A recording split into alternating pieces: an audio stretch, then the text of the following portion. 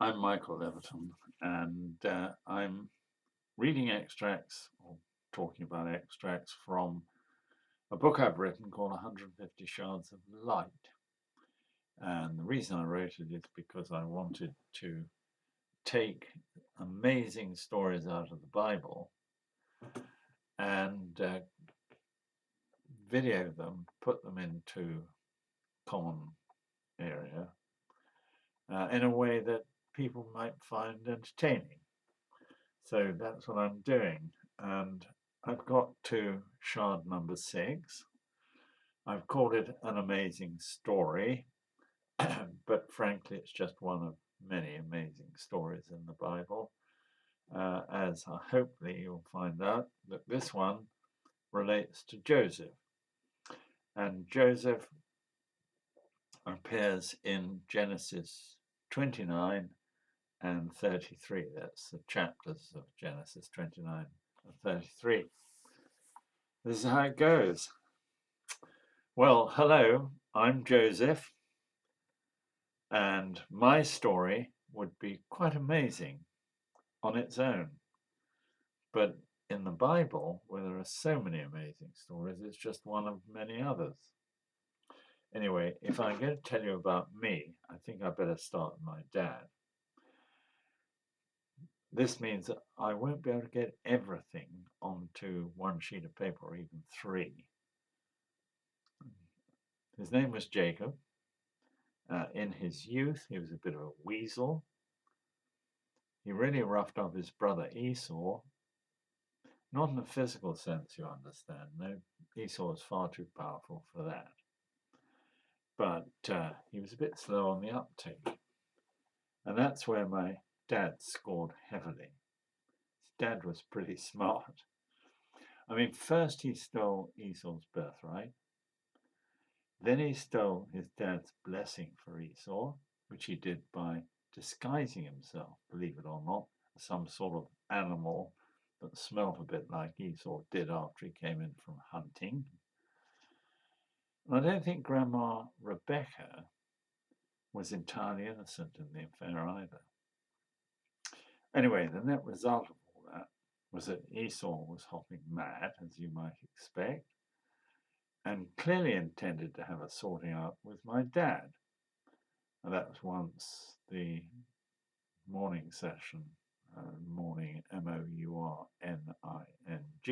session for a departed dad had been completed. Anyway, Grandma packed him off to a family in Haran in northern Syria to stay with his uncle Laban. Now, I haven't got time to go into all the details of what he got up to, but I can tell you, though, I wasn't born then. It was the start of all my problems. First of all, Jacob fell in love with one woman, that was Rachel. She was a real looker, wonderful to look at. And he worked for 7 years to earn her, but ended up sleeping with her sister Leah on his wedding night. I mean, was he drunk or what?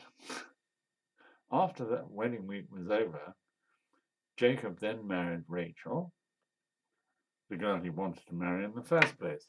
Only now he's got to work another 7 years to pay for her. So now we get into problems with babies. Now you've got to follow this closely because it gets complicated. So Leah, the one he didn't really like, produced 4 sons for him, so it couldn't have been too awful, could she? But Rachel can't produce any, no matter how much he tried. So she gave Jacob her maidservant called Bilhah to sleep with him instead. What sort of arrangement was that? Anyway, Bilhah produces 2 children. So that's 6 sons so far. Now, Leah becomes jealous because she's not producing any more children. So she gives her maidservant Zilpah to Jacob to sleep with as well. Are you feeling sorry for Jacob yet? Zilpah produced 2 sons. So now we're up to 8 sons.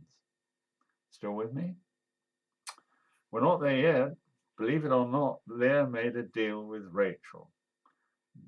And hey presto, Jacob was obliged to sleep with Leah. And after all that, another 2 sons appear.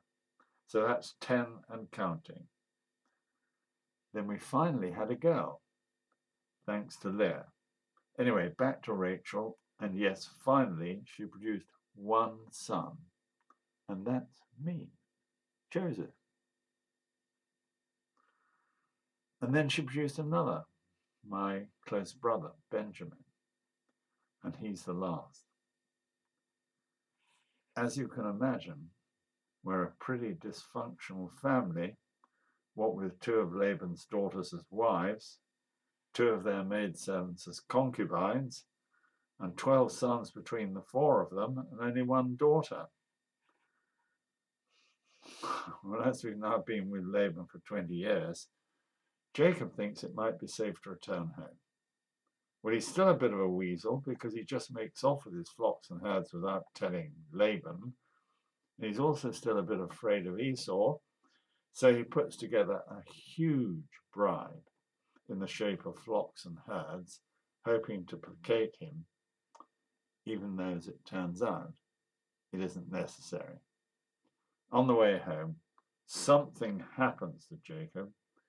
He's now called Israel, and he's a lot straighter all round. But he won't tell us how that came about. So, now it's time to get on to me, Joseph. Cheerio for today. I'll resume tomorrow. Bye.